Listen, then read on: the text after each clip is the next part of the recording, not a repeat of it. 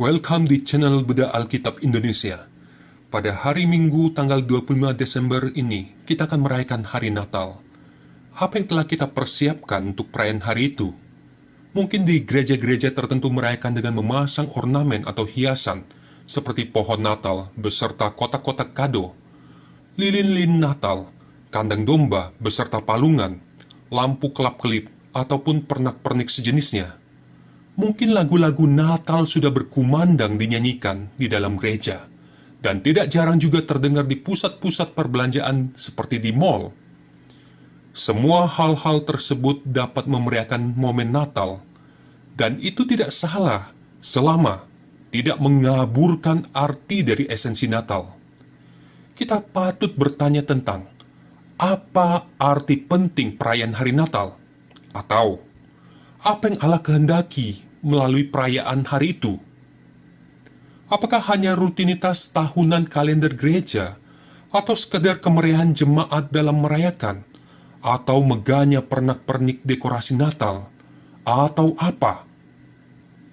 Mari saya ajak kita merenungkan satu bagian firman Tuhan dari Injil Yohanes pasal yang pertama ayat yang ke-14.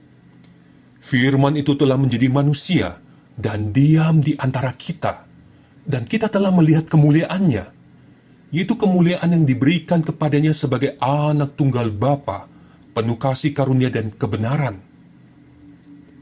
Injil Yohanes menyatakan identitas Tuhan Yesus dengan jelas. Ia adalah firman Allah yang menjadikan dunia ini beserta isinya. Ia juga merupakan terang bagi dunia ini. Hanya terang itu yang dapat membawa manusia dari kegelapan kepada hidup yang kekal. Sekarang di ayat yang ke-14, Sang Firman itu, atau terang hidup, datang ke dalam dunia ini menjadi daging, menjadi manusia. Ia diutus oleh Bapa Surgawi sebagai wujud kasih karunia dan kebenaran Allah kepada dunia ini. Anak Allah yang tunggal itu, dengan kasih ketaatan, datang menjadi daging, datang menjadi manusia. Ia yang dalam rupa Allah tahu apa artinya menjadi daging atau manusia. Menjadi daging berarti ia harus meninggalkan surga yang indah, penuh kemuliaan dan kenyamanan. Menjadi daging berarti ia harus masuk ke dalam dunia yang telah korup oleh dosa, penuh dan berbagai kesusahan hidup. Menjadi daging berarti ia akan mengalami kelemahan, keterbatasan, ratap tangis, penderitaan, bahkan kematian. Ia sangat tahu akan hal itu, dan ia tetap dalam kasih ketaatan menjadi daging, menjadi manusia, sesosok bayi kecil lemah tak berdaya. Inilah arti dari esensi Natal yang perlu kita hayati sebagai pengikut Tuhan Yesus. Esensi perayaan hari Natal seharusnya menjadi suatu peringatan bagi kita. Firman itu telah menjadi daging, firman itu telah menjadi manusia. Perayaan hari Natal seharusnya tidak menghilangkan hidupnya, arti esensi Natal dalam diri kita. Momentum Natal biasanya diisi dengan ibadah malam Natal, ibadah Natal, perayaan-perayaan Natal, dan berbagai persekutuan-persekutuan Natal. Semuanya itu baik dan sangat baik.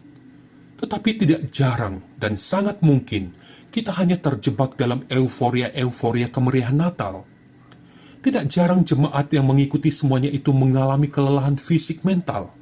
Dan sangat mungkin itu juga terjadi kepada aktivis dan hamba Tuhan yang melayani.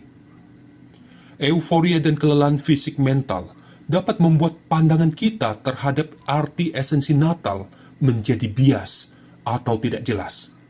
Melalui perayaan Natal, setiap kita diingatkan, firman itu harus menjadi daging. Firman-firman Tuhan yang telah kita dengar perlu mengalami proses internalisasi menjadi daging. Seperti makanan yang dicerna dan diserap untuk pertumbuhan daging tubuh kita, demikian pula firman Tuhan harus diserap menjadi kesatuan dengan hidup kita. Apakah firman Tuhan dalam khotbah yang telah kita dengar sudah menjadi daging dalam hidup kita, atau berlalu begitu saja dalam kelupaan? Menjadi daging dalam hidup berarti cara pikir, sikap, dan tindakan kita harus terus disesuaikan dengan kebenaran firman Tuhan. Dalam kondisi baik mungkin kita akan katakan, amin. Tetapi bagaimana jika kita hidup sesuai dengan kebenaran firman Tuhan, dan itu menyebabkan hidup kita mengalami kelemahan, keterbatasan, ratap tangis, penderitaan, bahkan kematian? Akankah kita tetap berkomitmen firman itu harus menjadi daging? Ini proses perjuangan kita bersama. Mari kita realisasikan firman Tuhan menjadi daging dalam hidup kita. Salam Natal. Tuhan Yesus memberkati Anda. Amin.